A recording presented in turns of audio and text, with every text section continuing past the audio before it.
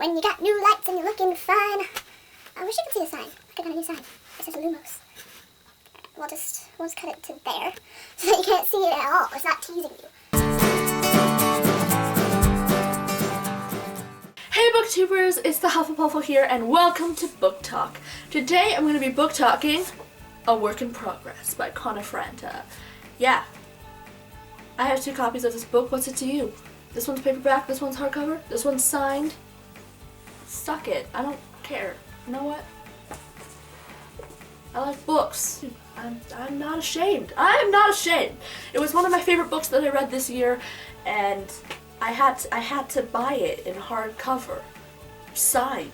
Alright, so A Work in Progress by Franta. This book was amazing. It is nonfiction, which is unusual for my channel, but I really wanted to read it because I really am inspired by Franta's photography and his videos, and I think he's a really good creator. I read the book in a car ride on a road trip. We were going camping and it was a really long car ride. So I read the book in the car, which normally makes me nauseous, but for some reason I wasn't getting nauseous that day, so I thought I might as well utilize this while I can and read my book. And it was really, really good. I couldn't put it down. I thought it might be a bit boring because it's like a memoir of a like 21-year-old man, 22? Doesn't matter. A young man. How does he have a memoir already? And I thought it might be a bit boring because I'm not a huge fan of autobiographies, but it was so good. It was really, really interesting to read about Connor's life. And it was really inspiring.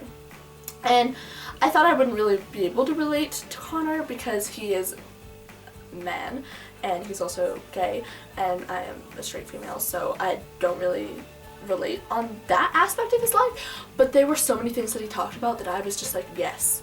Yes, he talked a lot about FOMO, the fear of missing out, and people hindering creativity, which is something I really struggle with because, as a lot of you know, I really want to be a writer.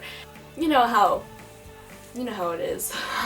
People are like, oh, you're never going to make money as a writer, and I know that, and I'm perfectly fine with working at Starbucks or a bookshop or McDonald's until I can get my feet off the ground writing, and that's okay. And I know that I'm not going to be able to live the life like I'm living now with my parents, with all the money that my dad earns because he's an accountant.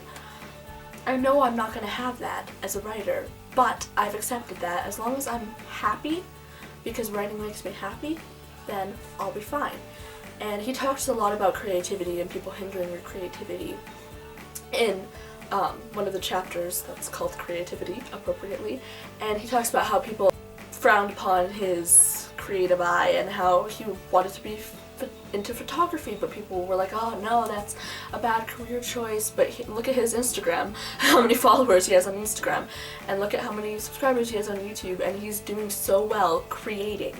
And he kept just saying, don't let them tell you that you can't be creative, and that really hit home for me. His book was so inspiring.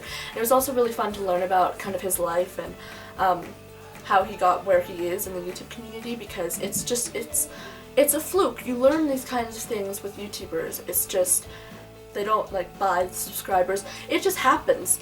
I'm thinking one day that might happen to me. This channel might go past 59 subscribers where it's at this current time of filming this video and sail through the roof. And even if it doesn't, that's okay.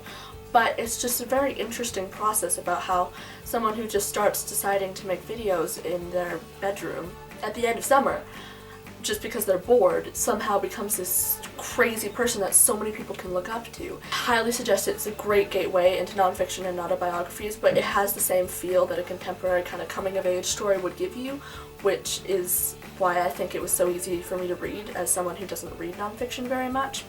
I really highly recommend it, and I really love the story. And thank you for watching, and I will see you guys next time. Hufflepuffle?